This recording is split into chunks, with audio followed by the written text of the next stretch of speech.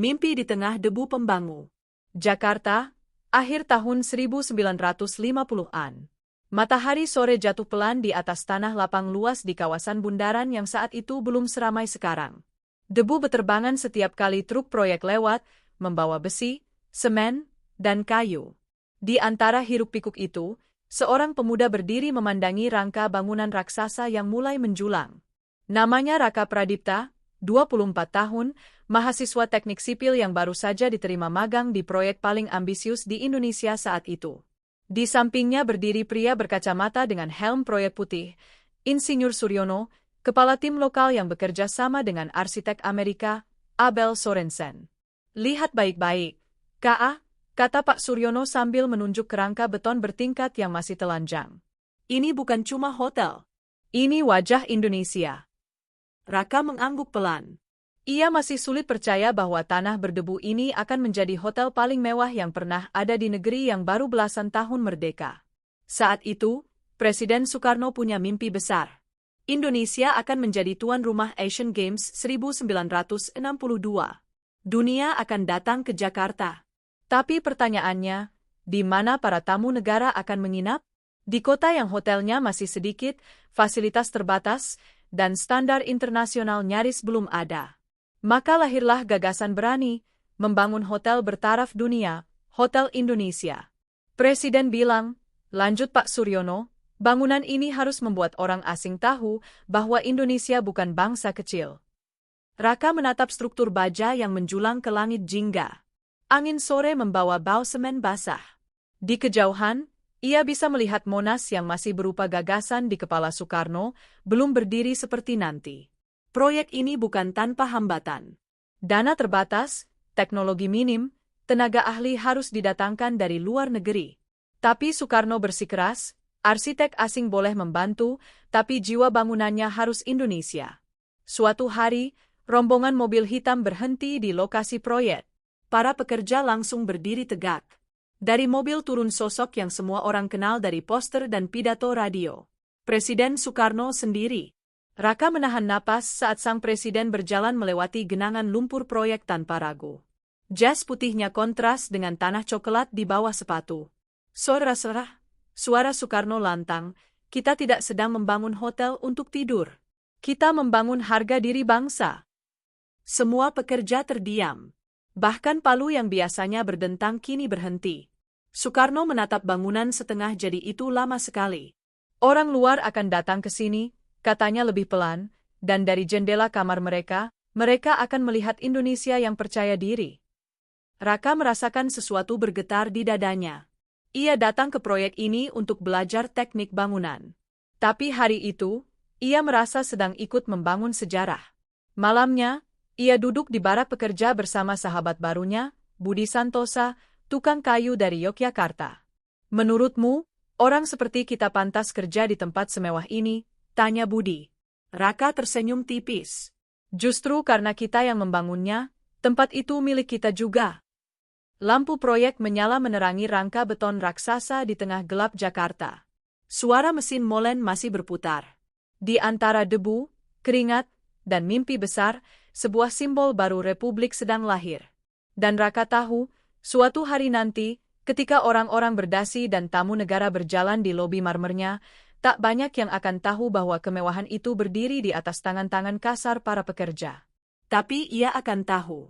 Dan itu cukup. Lobi marmer dan diplomasi dunia. Jakarta, awal 1962.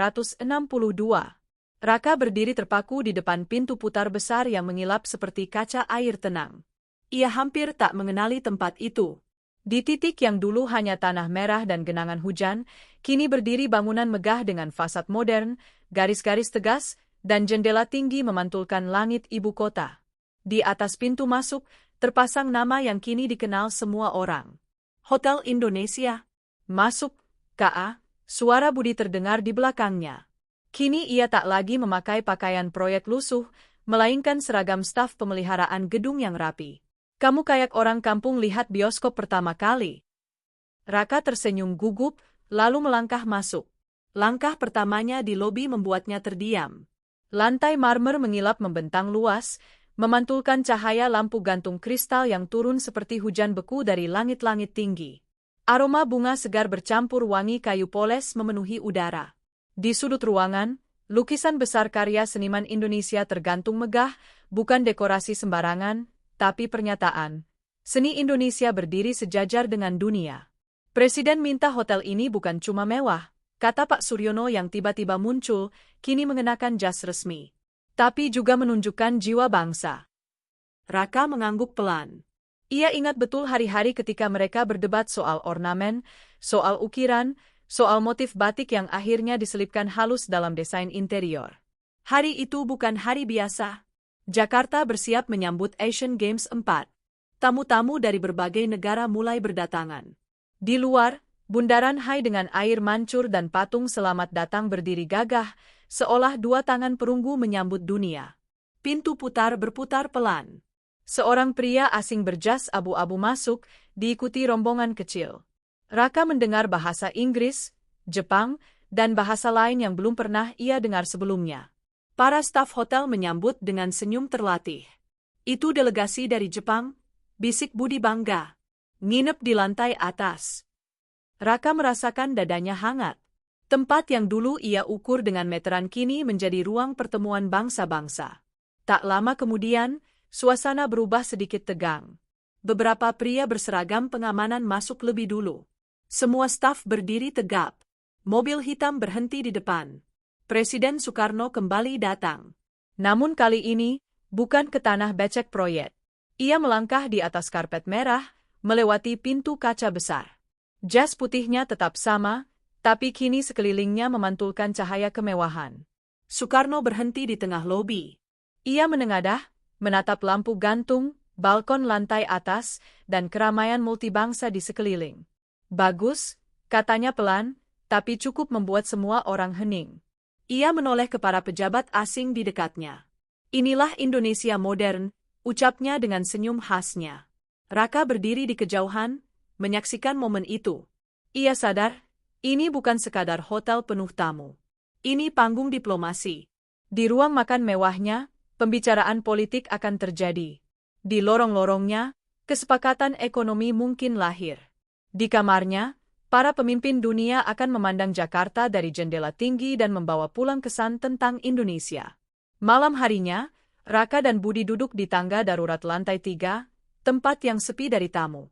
Dari sana mereka bisa melihat lobi di bawah, kecil dari ketinggian, tapi tetap gemerlap. Dulu kita cuma lihat besi dan semen, kata Budi pelan. Sekarang lihat, orang-orang penting dunia jalan di atasnya. Raka tersenyum. Ternyata Pak Suryono benar. Ini bukan cuma hotel. Terus ini apa? Tanya Budi. Raka memandang keluar jendela. Air mancur Bundaran Hai menari diterangi lampu malam. Mobil-mobil melintas. Jakarta terasa seperti kota dunia. Ini, panggung, jawabnya. Dan kita dulu kerja di balik layar. Di bawah sana, musik orkestra mulai terdengar dari ballroom. Tawa, gelas berdenting, bahasa asing bercampur bahasa Indonesia. Sebuah republik muda sedang berbicara dengan dunia, bukan dengan senjata, tapi dengan kepercayaan diri. Dan Hotel Indonesia berdiri di tengahnya, seperti pernyataan yang tak perlu diterjemahkan. Indonesia hadir. Malam-malam panjang di bawah lampu kristal. Jakarta, pertengahan 1960-an. Lampu gantung kristal di ballroom Hotel Indonesia tetap bersinar hangat, tapi suasana negeri di luar dinding marmer itu tak lagi setenang pesta-pesta awal Asian Games dulu. Kota masih hidup, mobil masih lalu lalang di Bundaran Hai, tapi percakapan orang-orang kini lebih pelan, lebih hati-hati. Raka kini resmi bekerja sebagai staf teknik gedung. Rambutnya lebih rapi, langkahnya lebih mantap. Ia hafal setiap lorong servis, setiap ruang mesin, setiap pipa air yang bersembunyi di balik dinding mewah. Hotel ini sudah menjadi dunia kecilnya. Suatu malam, ia dipanggil ke ruang pendingin udara di lantai atas. Mesin utama bermasalah. Tanpa pendingin, kamar-kamar VIP bisa panas, dan malam itu hotel sedang penuh. Cepat ya, Kak, kata supervisor. Ada tamu penting. Raka bekerja dengan tangan cekatan, keringat menetes meski ruangan dingin. Dari jendela kecil ruang mesin, ia bisa melihat sedikit cahaya Jakarta malam. Kota itu terlihat indah dan rapuh. Di lobi bawah, Budi kini bekerja sebagai teknisi tata panggung ballroom. Malam itu ada jamuan makan besar. Para pejabat, diplomat, perwira militer, dan tamu asing duduk satu ruangan. Gelas anggur berkilau. Musik mengalun lembut. Tapi di balik senyum-senyum formal itu, negeri sedang berada di persimpangan sejarah. Saat istirahat, Raka turun ke koridor belakang ballroom. Dari celah pintu, ia melihat ruangan penuh jas gelap dan gaun malam. Ia mendengar potongan kalimat tentang politik, ekonomi, dan masa depan Indonesia. Hotel Indonesia, pikirnya, bukan lagi sekadar simbol kemajuan. Ia kini seperti telinga yang mendengar bisik-bisik sejarah. Budi muncul membawa kabel gulung. Kadang aku ngeri, katanya pelan. Di luar sana orang susah, harga naik, keadaan tegang, tapi di sini semuanya tetap terlihat mewah. Raka terdiam. Mungkin justru karena itu tempat ini ada, jawabnya pelan. Supaya dunia lihat kita masih berdiri tegak. Namun malam-malam panjang itu menyimpan ketegangan. Suatu dini hari, setelah sebuah acara besar selesai, hotel mendadak sepi. Raka duduk di tangga servis, lelah. Dari radio kecil satpam terdengar berita-berita yang nadanya tak biasa. Perubahan zaman sedang datang. Beberapa bulan berlalu. Tamu-tamu asing tetap datang, tapi suasana berbeda. Percakapan lebih resmi, senyum lebih tipis. Foto Presiden Soekarno masih tergantung megah di beberapa ruangan, tapi angin politik mulai bergeser. Suatu sore, Raka berdiri di dekat jendela koridor lantai tinggi. Ia memandang bundaran Hai. Patung selamat datang masih mengangkat tangan, seolah tak peduli pada gejolak manusia di bawahnya. Bangunan bisa bertahan lebih lama dari zaman, kata Pak Suryono suatu hari, kini rambutnya memutih. Hotel ini akan melihat banyak babak sejarah. Kita hanya saksi sebentar. Raka mengangguk. Ia mulai mengerti, Hotel Indonesia bukan milik satu era. Ia seperti buku besar yang halaman-halamannya diisi oleh waktu. Malam itu, lampu kristal tetap menyala. Musik tetap berbunyi. Tamu-tamu tetap berdansa. Tapi di balik dinding tebal dan karpet empuk, Indonesia sedang menulis bab baru yang tak semua orang pahami sepenuhnya. Dan Hotel Indonesia tetap berdiri di tengah pusaran itu, tenang di luar, penuh cerita di dalam. Dari Orde Lama ke Orde Baru, hotel yang tak pernah tutup mata. Akhir 1960-an hingga 1980-an. Jakarta tumbuh cepat. Gedung-gedung baru bermunculan, jalan diperlebar, lampu kota makin terang. Tapi di antara semua perubahan itu, Hotel Indonesia tetap berdiri anggun di bundaran Hai, seperti jangkar yang menahan ingatan masa lalu agar tak hanyut. Raka kini bukan lagi pemuda magang. Rambutnya mulai disisipi uban halus. Ia menjabat sebagai supervisor teknis. Seragamnya rapi, langkahnya tenang, tapi matanya masih menyimpan rasa takjub yang sama seperti hari pertama ia masuk ke lobi marmer itu. Mesin pendingin lantai 8 dicek lagi, katanya pada teknisi muda bernama Arman, anak baru yang mengingatkannya pada dirinya sendiri dulu. Pak Raka, tanya Arman sambil membawa kotak alat, bener ya, dulu Presiden Soekarno sering ke sini. Raka tersenyum tipis. Bukan cuma sering. Hotel ini salah satu mimpinya. Zaman sudah berganti. Kepemimpinan berubah. Gaya negara berubah. Tapi Hotel Indonesia tetap menjadi tempat pertemuan penting, rapat bisnis, konferensi internasional, resepsi kenegaraan. Jika dulu ia simbol kebanggaan revolusi muda, kini ia jadi wajah Indonesia yang stabil dan terbuka pada dunia. Di restoran hotel, pengusaha asing duduk berdampingan dengan pejabat lokal. Bahasa Inggris makin sering terdengar. Dunia masuk lewat pintu putar yang sama. Suatu malam, setelah acara besar perusahaan minyak internasional, Raka berdiri sendirian di lobi yang mulai sepi. Ia menatap patung dan lukisan yang masih menghiasi dinding, karya seni yang dipilih sejak awal hotel ini berdiri. Tak semua yang lama hilang, pikirnya. Budi kini menjadi kepala teknisi panggung. Rambutnya sudah memutih sepenuhnya. Mereka sering duduk bersama di ruang belakang, minum kopi dari termos tua. Kata Budi pelan suatu malam, kita ini kayak penjaga waktu ya. Raka tertawa kecil. Kita rawat mesin, lampu, pipa, tapi sebenarnya kita juga rawat cerita. Hotel ini melihat begitu banyak wajah, artis dunia, atlet, presiden, pengusaha, bahkan pasangan muda yang menikah di ballroom megahnya. Tawa, negosiasi, perpisahan, perayaan, semua terjadi di bawah lampu kristal yang sama. Tapi usia tak bisa ditipu. Memasuki akhir 1980-an, bangunan itu mulai terasa tua. Sistem lama perlu pembaruan. CAT perlu diganti. Dunia perhotelan berubah cepat, hotel-hotel baru berdiri dengan gaya modern. Suatu hari, Raka berdiri di depan jendela lantai atas, memandangi bundaran Hai yang kini jauh lebih ramai dibanding masa mudanya.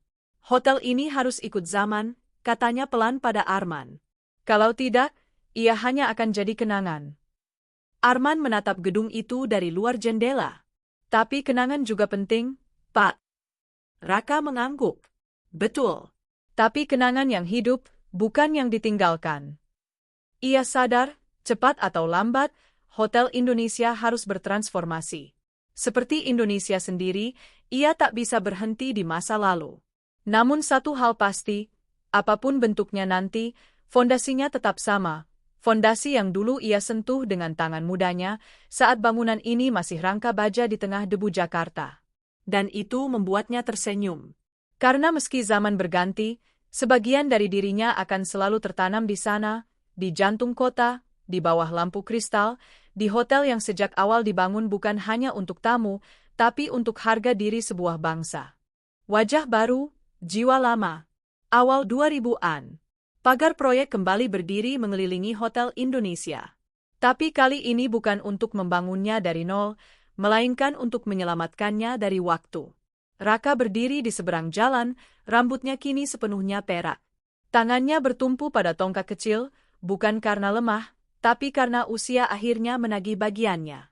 Di sampingnya berdiri Arman, yang kini menjadi kepala teknisi generasi baru. Gedung itu tertutup jaring pelindung. Suara mesin dan palu kembali terdengar, mengingatkan Raka pada masa mudanya. Rasanya aneh ya, Pak, kata Arman. Hotel sebesar ini, harus dibongkar sebagian. Raka menggeleng pelan. Bukan dibongkar, diperbarui. Biar dia bisa hidup lebih lama dari kita semua. Hotel Indonesia memang memasuki masa renovasi besar. Dunia sudah berubah. Standar internasional meningkat.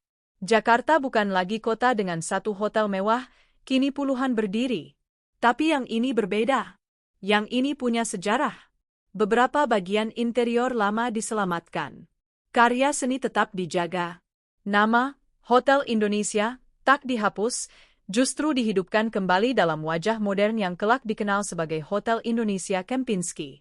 Suatu hari, Arman mengajak Raka masuk ke area yang sudah selesai direnovasi. Lobi barunya megah, modern, penuh cahaya, tapi tetap menyimpan jejak lama. Raka melangkah pelan di atas lantai mengilap itu. Matanya berkaca-kaca. "Ah?" Arman khawatir. Raka tersenyum. "Dulu aku masuk ke sini dengan sepatu penuh debu proyek. Sekarang aku masuk lagi, sebagai tamu." Ia mendongak. Lampu gantung baru bersinar, tapi rasa yang ia rasakan sama seperti puluhan tahun lalu, perasaan bahwa tempat ini lebih dari sekadar bangunan. Malam pembukaan kembali hotel itu meriah. Tamu-tamu berdasi, diplomat, selebritas, pebisnis, semuanya hadir. Jakarta modern berkilau di luar jendela. Di tengah keramaian, Arman mendorong kursi Raka ke dekat jendela yang menghadap bundaran Hai. Patung selamat datang masih berdiri di sana, tak berubah sejak 1962. "Pak Raka," kata Arman pelan, "Bapak itu bagian dari tempat ini." Raka menatap patung itu lama. "Bukan cuma aku," katanya pelan. "Semua pekerja yang dulu berkeringat di tanah ini, semua mimpi yang ditanam Soekarno, semua tamu yang pernah datang membawa harapan, semuanya ada di dinding-dinding ini." Musik orkestra mulai mengalun di ballroom baru. Gelas berdenting lagi, seperti dulu, puluhan tahun lalu. Seorang pelayan muda lewat dan tersenyum sopan pada Raka, tak tahu siapa lelaki tua itu, tak tahu ia pernah berdiri di lumpur fondasi hotel ini. Dan itu tak masalah. Karena sejarah sejati tak selalu tertulis di plakat. Ia hidup di tempat, di ruang, di udara yang tak terlihat. Raka memejamkan mata sejenak, mendengar suara kota, musik, langkah orang-orang. Hotel Indonesia telah berganti wajah. Tapi jiwanya tetap sama. Simbol sebuah bangsa yang pernah ingin berdiri sejajar dengan dunia, dan membuktikan bahwa mimpi itu bisa dibangun, satu bata, satu keringat, satu generasi pada satu waktu. Dan di jantung Jakarta yang terus berdetak, hotel itu masih berdiri. Bukan hanya sebagai bangunan mewah, tapi sebagai penjaga harga diri sejarah Indonesia. Di jantung Jakarta yang tak pernah benar-benar tidur, Hotel Indonesia tetap berdiri, bukan sekadar bangunan dengan kamar dan lampu kristal, tapi monumen hidup dari sebuah mimpi besar. Ia lahir dari keberanian bangsa muda yang ingin dilihat dunia, tumbuh bersama perubahan zaman, dan bertahan melewati badai sejarah. Dari debu proyek, diplomasi dunia, gejolak politik, hingga wajah modern hari ini, Hotel Indonesia membuktikan bahwa kemewahan sejati bukan hanya soal marmer dan cahaya, melainkan tentang harga diri, identitas, dan keyakinan bahwa Indonesia selalu punya tempat terhormat di panggung dunia. Dan selama Bundaran HI masih berputar, kisah itu akan terus hidup.